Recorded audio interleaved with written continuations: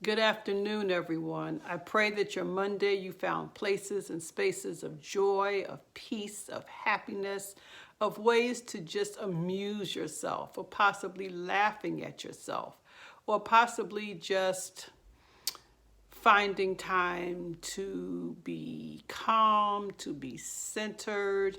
Maybe you ate something that tasted really good. You know how when you eat something and you have to go, and while you're eating it, you're kind of humming to yourself. Some of you know exactly what I'm talking about.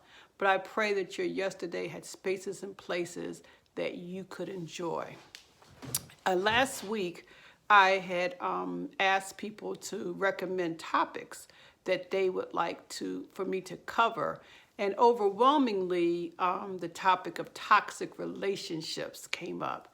And I'm not surprised about that because if you are healing from childhood trauma, if you have been traumatized at all, whether childhood or as an adult, relationships become quite challenging or can become quite challenging. And a major reason for that is because of the issue of trust. The issue is that when the trauma occurred right afterwards, unconsciously or consciously, you made a decision that you are never going to be caught off guard again because traumas catch you off guard. And you make the decision that you are going to try to protect yourself by any means necessary. In order to do that, you also decide that you cannot trust anything or anybody. And so you try to control every aspect of your life. And how many of you know in relationships, if you are trying to be controlling, that can be the death toll of a relationship. And so I think what people find is a lot of times people don't even recognize that their behaviors are coming from their traumas. What they do recognize is that their relationships are not the quality that they would like. Their relationships don't have the depth that they would like. That they may not have the type of relationship that they want. They may find that they're being very judgmental and they end relationships or in the process of getting to know someone before it's barely gotten started.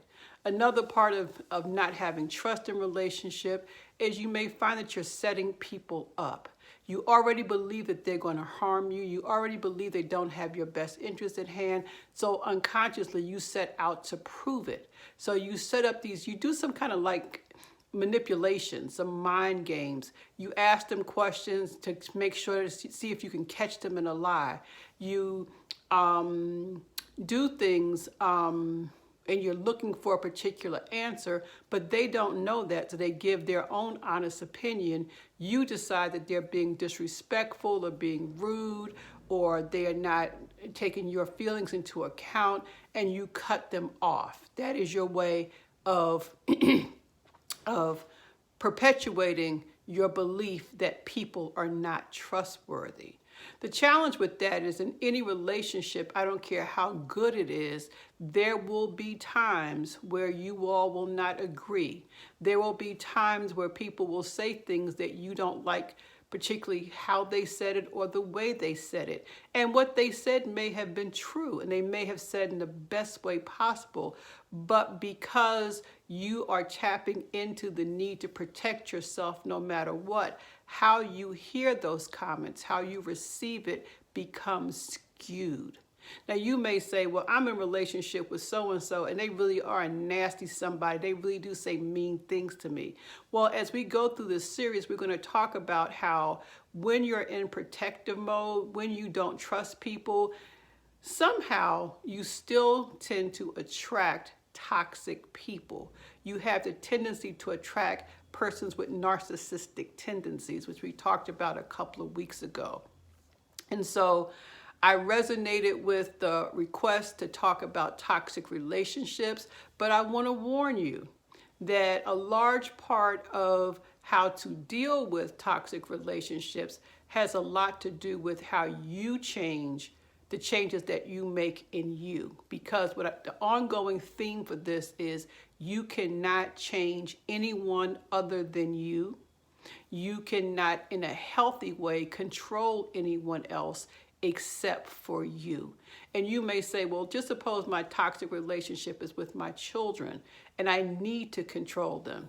Well, we will talk a little further into that, but children need a space to be able to explore, to find their personality. And if you're so intent upon controlling their every mood, their every thought, their every feeling, you're not allowing them to grow into who they have been purposed to be. You're trying to shape and mold them based on your fears. And so one of the things that we're going to do is, and I'm going to post this picture tomorrow morning, as almost a place of encouragement, but also as a possible study guide. I'm going to review some of those things as our topics for the next couple of days. And so today, the first two things I'm going to talk about, it's under the title of Unhealed Childhood Trauma Manifest As. And the first thing is, and before I tell you what it is, I want to remind you. You may say, well, I did not have childhood trauma. You may not, but this may still pertain to you. But my target audience are people who have been traumatized, whether it was in childhood, whether it was as an adult, and to look at what behaviors manifest as a result of that trauma and how it impacts your ability to have healthy relationships. And so the first two we're going to talk about is a need to fix others. A need to fix others.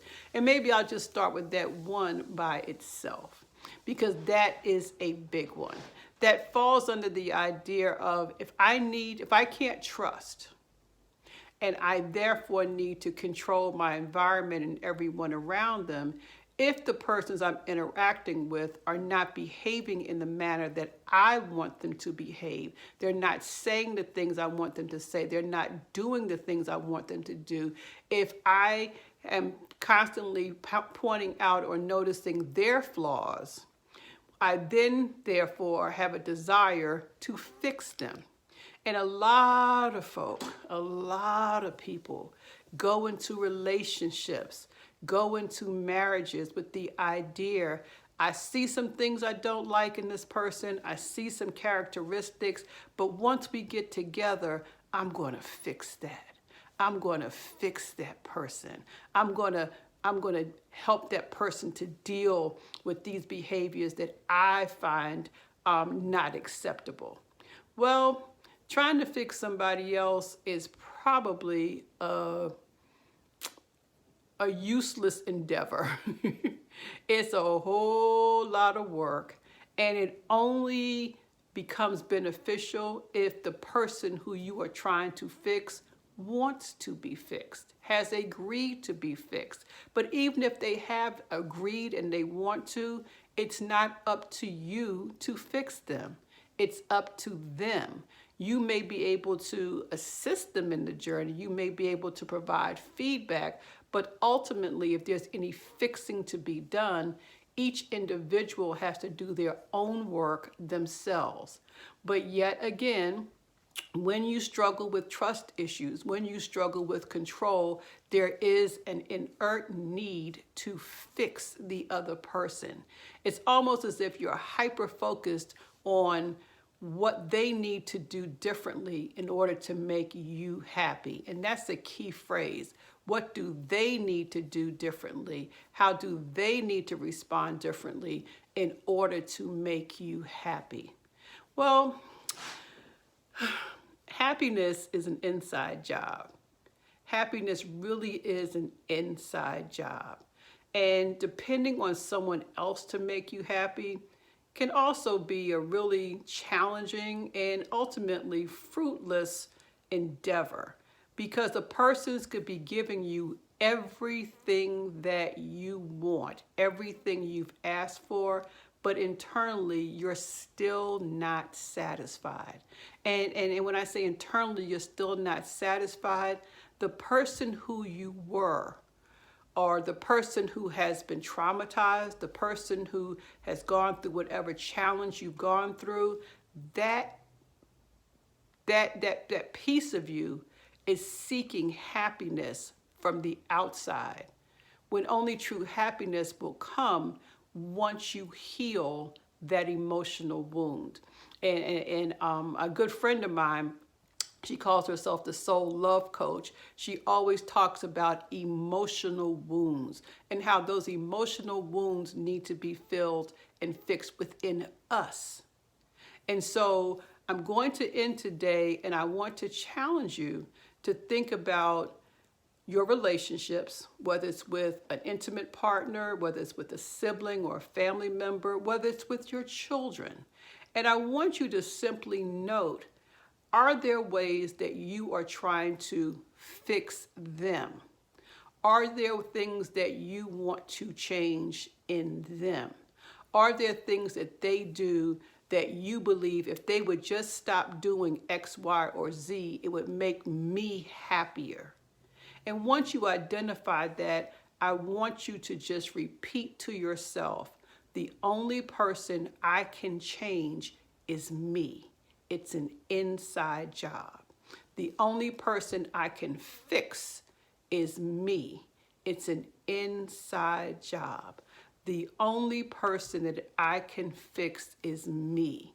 It's an inside job. And I invite you to do this on purpose, with intention. Then buckle up and hold on tight, because we're going somewhere with this. We are going to very intentionally and very systematically look at the toxic relationships that we find ourselves in and look at how we can begin to heal those emotional wounds so that we can make healthier choices. Love you all and talk with you tomorrow. Bye-bye.